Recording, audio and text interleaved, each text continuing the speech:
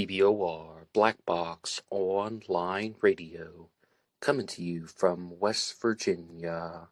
BlackBoxNid88 on Instagram for the bonus podcast. And welcome to BBOR, the home of true crime talk radio and your premier destination for unsolved mysteries, criminal psychology, and exploring the dark side of cyberspace. My name is Ned DeHaan, and I am your host, as well as the creator of AstroPsych 400 here on YouTube, and regular contributor to the Zodiac Killer channel. And a great way to support these shows is just by listening to some more content. But you can also go over to Amazon.com and have a look at the book Killer on a White Horse, written by me, Ned DeHaan. It is a novel, murder mystery, inspired by the Zodiac Manson connection, but it is indeed fictional. However, who doesn't love a good mystery? And there is always the TeeSpring page. Feel free to check out some of the merchandise. And remember, being weird is not a crime. Let the show begin. Okay, hello everybody. Today is Wednesday, another Ripper Wednesday. Welcome to the show. How's everybody doing? Just a couple of quick announcements and reminders before we truly begin. And the first is that there will be a return of the Shorts page on BlackBoxOnlineRadio. This year I've made several short videos in the YouTube Shorts section. They've also been released on Facebook in the Facebook Reels section, as well as on Instagram, BlackBoxNid88 on Instagram, of course, where you can find bonus content of various kinds. And they will be coming out here and there over the next 3 weeks. And to those of you who follow the Zodiac Killer mystery, I'm hoping to do a new set of Zodiac videos involving guests and interviews in the month of October. As you see, this is an episode coming out from September, and that's for the individuals who are listening live. If you're listening to this in the playlist, then let's get right into some of the Jack the Ripper content. Jack the Ripper was a serial killer who operated in England in 1888. Whatever happened before or after that is anybody's guess, because Jack the Ripper is perhaps the world's most famous unsolved murder mystery. And I've done Ripper Wednesday for some time now, a little bit less than a year, but I've noticed that the suspect pool is a little bit different than some of the other true crime cases out there. A lot of the suspects have commonalities, but also the suspects can be somewhat surprising, somewhat frustrating. They all just turn into giant question marks. And in addition to the Ripper Wednesday playlist, where I've been talking about the Jack the Ripper reports, I also have individual suspect playlists on this channel, and you can hit the like button and subscribe if you want to follow along with all of these true crime discussions. You can also go through the links in the description box, and one of them is for BuyMeACoffee.com. BuyMeACoffee.com/BlackBoxNid88 allows you to make a donation or contribution to help support the show, and anybody who makes a donation will get a shout out on Zodiac Monday. And I wanted to mention the suspect profiles because last week for the Anything Goes Friday segment, I did a double event where I talked about Ripper Wednesday, the Jack the Ripper report, and I did a Friday segment about the Jack the Ripper suspect Michael Maybrick, who has been proposed by the author Bruce Robinson and his book They All Love Jack. So lots of content related to Jack the Ripper. But I wanted to begin this Ripper report with a discussion on a suspect that I've never covered before, named James Kelly. Now, of course, the final victim in Jack the Ripper's crime spree in 1888 was Mary Kelly, one of the most famous single murders that has never been solved. And James Kelly appears to have no direct relation to Mary Kelly, but he's also a suspect that has a lot of pros and a lot of cons in terms of having any direct involvement with the Ripper case. I would like to go over to casebook.org and look at a timeline that was created by Alan Sharp about the life of James Kelly and some of the reasons why he might be connected to the Ripper case. On April 20th of 1860, James Kelly was born in Preston, Lancashire, the illegitimate son of a 15-year-old Sarah Kelly. After the birth, Sarah returned to Liverpool, leaving James in the care of her mother, Teresa. James never meets his mother. And this reminded me a lot of the story of Ted Bundy, where a young person gave birth to a son, and then he grows up thinking that his grandmother is his biological mother, and that he has a sister, and his sister is actually his biological mother. I mean, in short, his sister's the real mother, and his grandmother was just playing the part. But then, in July of 1874, Sarah Kelly dies, and in her will, she leaves James with a small fortune of £25 to be held in a trust until his 25th birthday. In 1875, 1 year later, Teresa Kelly, that's the grandmother, tells James about his history and his inheritance. It is the first time that he learns that the woman he thought was his mother is actually his grandmother.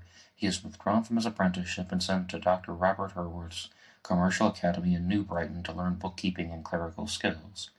Now, okay, that is something that isn't really discussed too much with these Jack the Ripper suspects.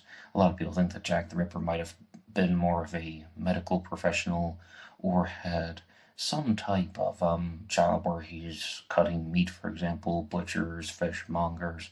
But this whole thing about how he feels betrayed by his biological mother and he learns that he's been living a lie, yeah, but here's £25,000, which would have been a considerable amount of money at the time. Teresa Kelly died in 1876, and in 1877 James finishes his job in education and takes a job in Liverpool as a pawnbroker, or it actually says with a pawnbroker, but there he begins to develop erratic mood swings. That, I believe, is consistent with the activities of Jack the Ripper, because what a lot of people believe about the Ripper's crimes is that there's such a big focus on mutilations. Jack the Ripper was not only a serial killer, he mutilated and disemboweled and eviscerated the bodies of women.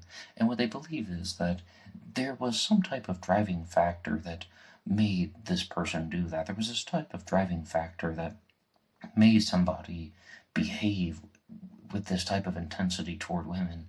And it could have been lack of emotional control. And I mean, sometimes it could have been the result of epileptic seizures. It could have been the result of neurosyphilis. Those are some things that I've discussed on the previous Ripper Wednesday segments. But I'm sure a lot of you are thinking, you're going to have to do a lot better than that than just say this guy had mood swings to go on to become one of the most vicious serial killers that ever lived. This is the stuff that actually makes people think that he was a Ripper suspect. In December of 1881, a few weeks before Christmas, Kelly meets Sarah Brighter and quickly becomes enamored of her. Sarah takes him home to meet her family, and the pair become an item. Sarah's parents think about him as a serious, young, religious man with good prospects. In March of 1882, Kelly moves into Brighter's house at 21 Cottage Lane, just off of the city road between Shoreditch and Islington, as a lodger. He has to share a room with another man, and he cuts down on his drinking and other activities. He spends many evenings with Sarah and her parents. In Christmas of 1882, Kelly and Sarah become increasingly intimate over the year, after Kelly being very persistent on his part, and she surrenders to him, and ultimately they become intimate. And on Monday, June 4th of 1883, so we're jumping a little bit ahead, Kelly and Sarah are married at St. Luke's Parish Church on Old Street. Now, this is something that I found extremely shocking, though, and that is, I'm going to get right to it. James Kelly goes on to murder his wife, and it talks about how they just have this unsuccessful marriage, that things aren't working out, and that he is just, again, prone to those erratic mood swings, fits of very bizarre behavior. But what ultimately happens is all of that takes place after 17 days of marriage. And I was like, I just really even found that was a very shocking timeline that went on. And because 17 days after they are formally wed, James Kelly is charged with attempted murder, meaning he tried to kill his wife unsuccessfully, and that he goes on to write a letter of forgiveness. He's just begging her to take him back, but it appears that that was not something that was very, very helpful in any way, and also it appears that he was a traditional abuser, maybe even dealing with some type of clinical mental issues, they're also fueling this type of abuse. James Kelly has been charged with attempted murder. He's trying to get his wife to forgive him, but ultimately she would die from her injuries in the attack from him, and that meant that he was no longer charged with attempted murder. He would go on to be charged with murder, and that ultimately fuels his candidacy for being Jack the Ripper, that he is a convicted murderer.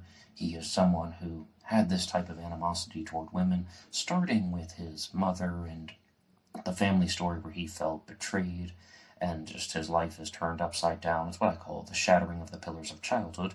And then he goes on to have this up and down marriage, which, I mean, just based on this timeline, it sounds like a lot of it is his fault, but we, of course, don't know everything based on reading some of these statements. However, I mean, his wife, Sarah, certainly did not deserve to get murdered the way that she did. As a convicted murderer, a common punishment at the time was death. However, Kelly goes through examinations and they determine that he was clinically insane, although that appears to be something that is a little bit difficult to evaluate. And you really have to wonder, why do certain suspects get labeled as insane and certain suspects get labeled as not insane? Kelly is sent to Broadmoor Asylum, and I find that the two asylums that are discussed most frequently in the Jack the Ripper case are Broadmoor and Colney Hatch. So Kelly goes to the asylum, but he's able to escape by making a key out of a piece of metal. He fashions his own key, and he's able to break out. And Kelly goes on to become a contemporary Jack the Ripper suspect, someone who was investigated for the crimes, particularly after the murder of Mary Kelly on November 9th of 1888, again, Jack the Ripper's final crime. And it is believed that, well, it's not even believed, it's more or less documented and even shared here in the timeline, that he went on to be investigated because the authorities were searching the residences that he had lived at previously, and he's still somewhat of a fugitive at large. But the story takes a very, very bizarre turn because he is someone who would ultimately return himself to Broadmoor Asylum, and I mean, it really is just quite shocking. On February 11th of 1927, Kelly arrives at the main gate of Broadmoor and asks to be let in. He is profoundly deaf and in poor physical condition, and he is readmitted to spend the rest of his life in Broadmoor, voluntarily giving himself up after decades of being out there. And in 1907, he was actually cleared from the records. He was given an official discharge simply because they could not locate him.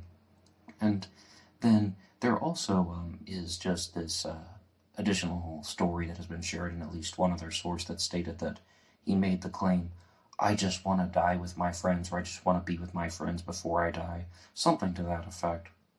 And it does have a final note here on casebook.org that he was diagnosed as being a paranoid schizophrenic after his return to Broadmoor, and then went on to pass away in 1929. And there is a book that discusses him called Prisoner 1167, The Madman Who Was Jack the Ripper.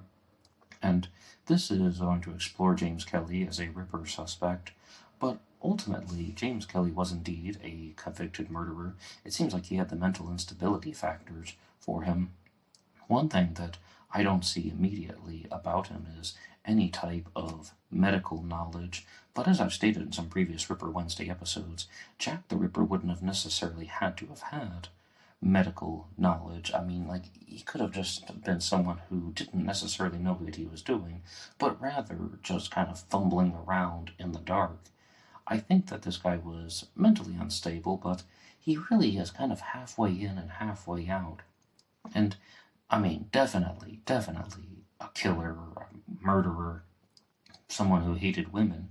But think about how that applies to so many different Jack the Ripper suspects.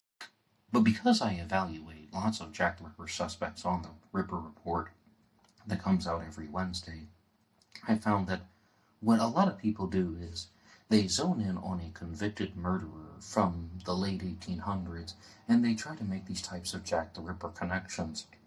And overall, they aren't extremely strong, and a lot of them involve someone who's been in asylums or somebody who has been convicted of a crime.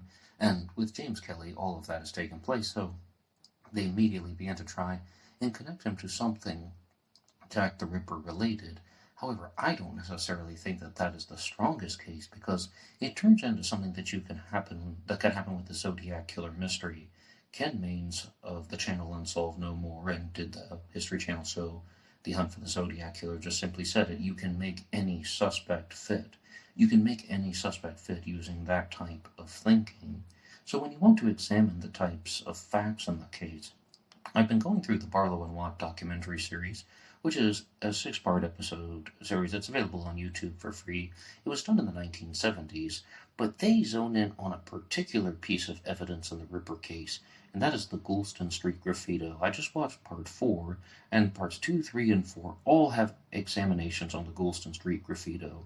After the murder of Catherine Eddowes, which was Jack the Ripper's 4th murder on September 30th of 1888, Catherine Eddowes was the victim in Mitre Square, and then it appears that the killer possibly, allegedly, could have written a message on a wall that, this text has not been recorded, and that's what they say very frequently in the Barlow and Watt documentary series, that it has not been officially documented. It's done based on recollections, but it said something to the effect of, the Jews are the men that will not be blamed for nothing, and that, is this anything that reveals something about the killer?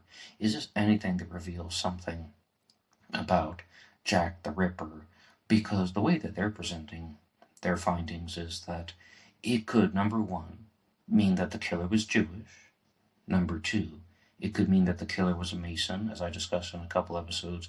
I did an episode on Sir William Gull as a Mason, and also the one on Michael Maybrick is all about the Masonic connections, and even going into the material that I've talked about in several different episodes, Stephen Knight and the Final Solution, looking at how there's almost this type of Masonic ritual that could be possibly played out in the Ripper cases.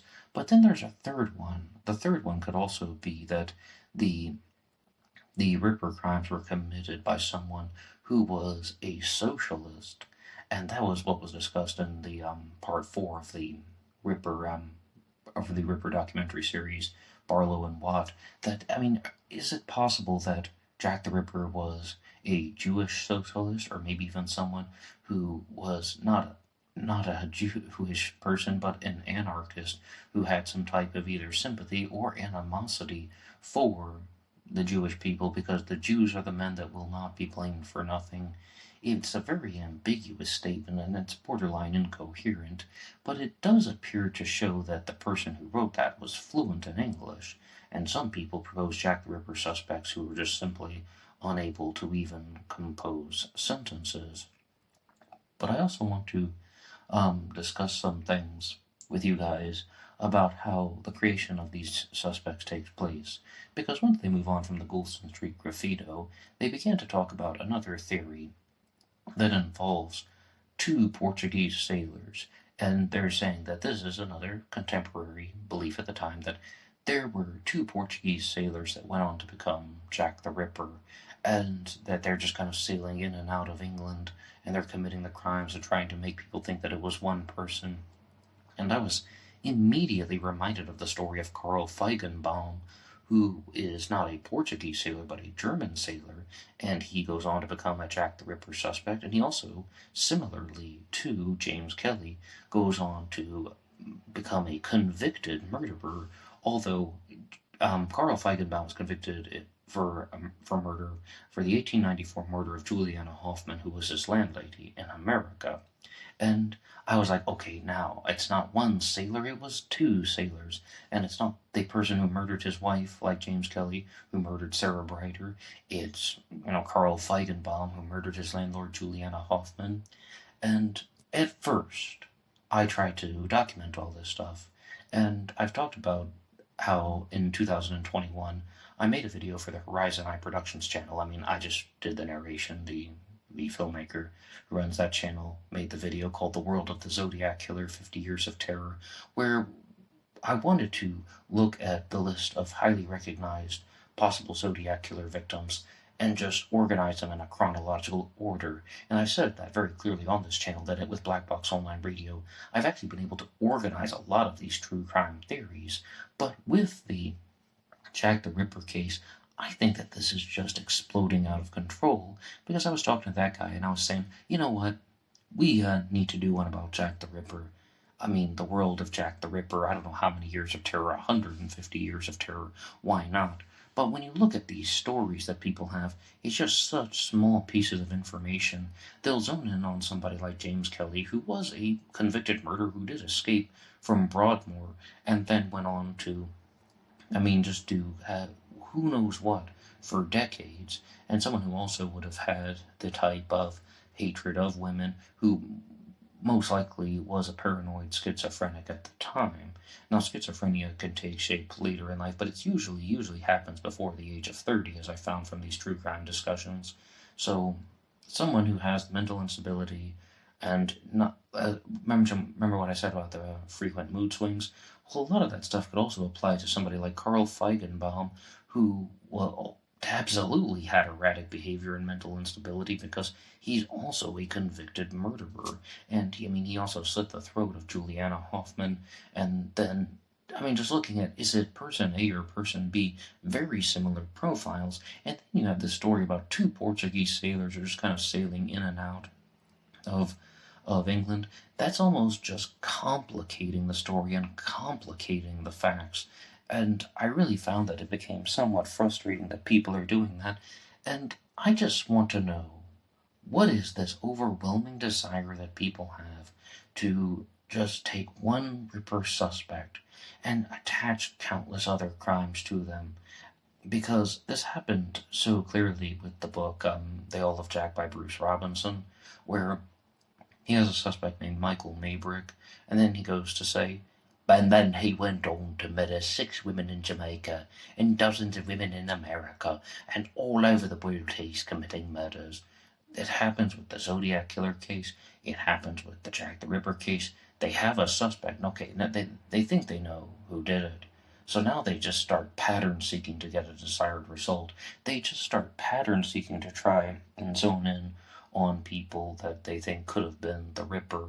And I think it's just an impractical methodology, because it's all about mental gymnastics and the mental connecting of the dots on one's own part. And lastly, there's something that I've wanted to talk to you guys about on the Jack the Ripper report for some time, but I haven't, because I just didn't know how much credibility it had. And you could call it eating your vegetables, if you will. At some point you have to do that. But I saved it for the end of the episode, because I instead was thinking, no, it's not eating your vegetables. It's more like after-dinner coffee with a little bit of whiskey in it. And that is looking at Lewis Carroll as a Jack the Ripper suspect. Now, on Ripper Wednesday, I've mentioned multiple times that Lewis Carroll, author of Alice in Wonderland, is indeed a Ripper suspect, and his name gets mentioned very frequently. Like when you're going through Jack the Ripper websites or forums or just discussions that other YouTubers are having about the case, they begin to look at Lewis Carroll as a Ripper suspect, and his name, Carroll, goes on to become the suspect of a book called Jack the Ripper, Lighthearted Friend. And some of the ideas that are shared in it are all across the board, but I would like to look at a page that has been written out about Lewis Carroll as a Jack the Ripper suspect. The most basic facts. Lewis Carroll was the pen name of Charles Lutwidge Dodgson. He was born on January 27th of 1832 and died on January 14th of 1898. Now, of course, Jack the Ripper operated in 1888 in England, so already you're dealing with somebody who is about 56 years old, which is something that I think is a little bit old for a Jack the Ripper age estimate. He was named as a suspect based on anagrams which author Richard Wallace devised for his book Jack the Ripper, Lighthearted Friend. Wallace argues that Carroll had a psychotic breakdown after being assaulted by a man when he was 12 years old. Okay, 12 years old, but as I said, 56 when committing the Ripper crimes. That would be 44 years later.